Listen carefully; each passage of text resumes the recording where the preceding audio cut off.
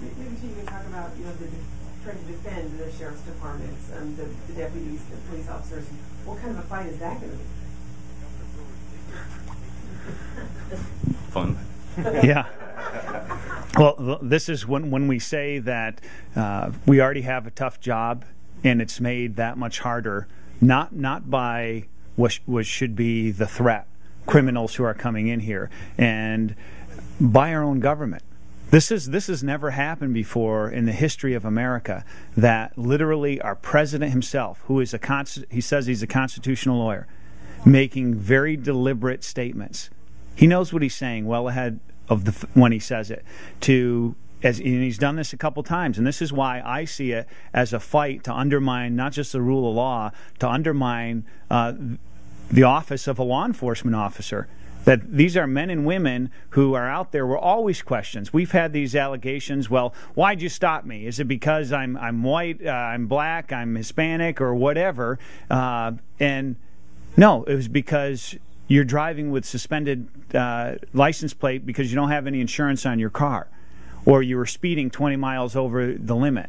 All of the reasons, we all been placed in that position.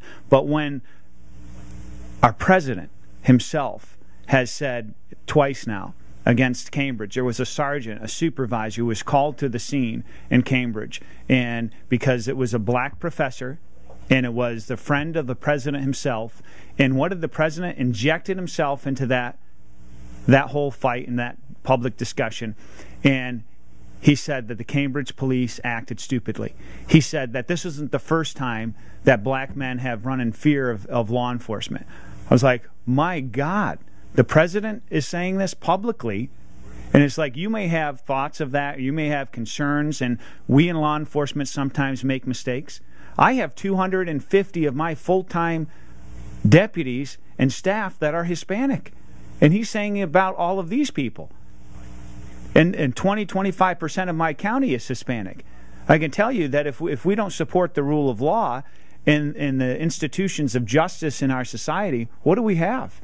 And then the president did it a second time, didn't read the law, and then inserted himself, rather than trying to be a calming force, rather than going to the border and finding out, talking to Sheriff Deaver, talking to our deputies, talking to Border Patrol agents, not Janet Napolitano, who's given them the political spin and what's in their best interests from their perspective, but to talk to those who are doing the job and to truly find out what's happening. He said, right at the onset, that this is going to lead, it's very troubling, it could lead to racial profiling, it's very dangerous, and then other people on the fringe were calling law enforcement jackbooted thugs, and this is a Nazi tactic. And then all of America, as they started to learn, truly, that this is a far more restrictive law than the national law, than a law that most states have already on their books.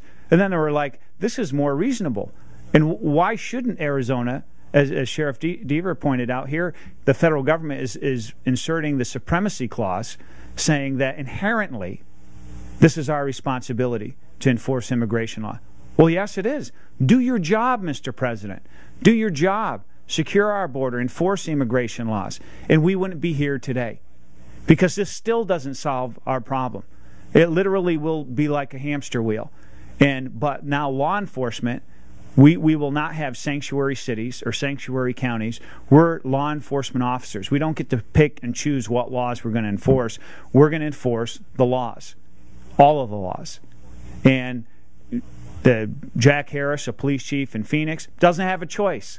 He could be dancing in the streets with Eric Holder, but his officers shall enforce the law here in Phoenix just as they want to, just as they want to stand up and protect our families.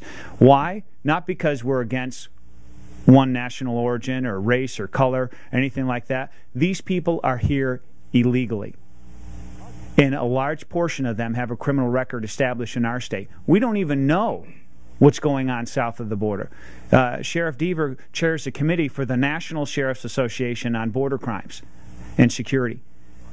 They're talking about the federal government secure communities, how we can check the information and criminal databases of foreign countries to find out who these people are in their own homelands. Well, this isn't being implemented fully until the end of 2013. And they're trying to make like everything's fine and everything's secure and it's more secure. Well, it's not. And I not challenge, I request, I ask the President of the United States to come here himself and to ride along with one of my deputies where we have 2 and 3 pursuits a night. That's very dangerous, not only for my deputy, but for our citizens as they try to flee.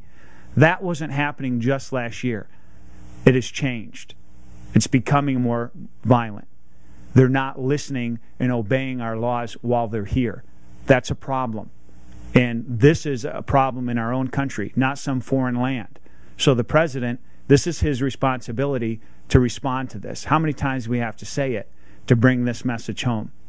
He needs to come here himself without all his higher-ups and to go and talk to the people who are actually doing the job and to find out. And he will see that this is of critical importance and it should be put to the top of the list, that if we can't secure our own border to determine who comes in and out of our country, that's a serious problem, and that's a very real national security threat against America.